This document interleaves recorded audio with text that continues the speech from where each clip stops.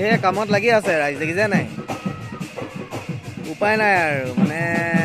কাইলৈ পৰহিলৈ হ'লেই অনুষ্ঠান ইয়াতে বিহু মৰা পাৰ্টিয়ে বিহু মাৰি আছে এইবোৰ চোৱা দৰ্শক এইটো চাইডে ইয়াতে পেণ্ডেল বনাই আছে নমস্কাৰ মই বিতুল দাস প্ৰেছটোলৈ সকলোকে স্বাগতম জনাই আজি আৰু এটা ভিডিঅ' লৈ আমাৰ ইয়াতে এটা জবৰদস্ত কাম চলি আছে এখন গেট ইয়াতে নিৰ্মাণ কৰা হৈছিল আৰু তাৰ কিছু ৰং পেইণ্টৰ কাম চলি আছে আৰু ইয়াতে এটি অনুষ্ঠান আছে গৌৰৱ উজ্জ্বল শতবৰ্ষ অনুষ্ঠান এখন প্ৰাথমিক বিদ্যালয় পাথৰিচুক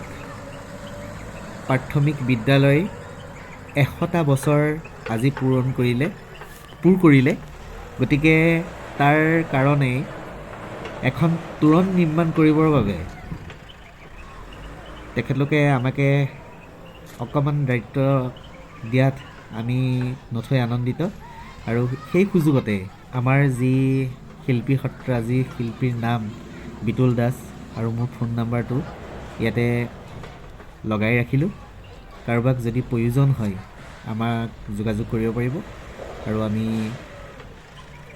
যিমান পাৰোঁ চেষ্টা কৰিম ইয়াতকৈ আৰু খুব সুন্দৰকৈ গেটৰ যি আখৰ চিমেণ্টেৰে কটা ৰং পেইণ্ট কৰা এই কামখিনি আমি কৰি যাবলৈ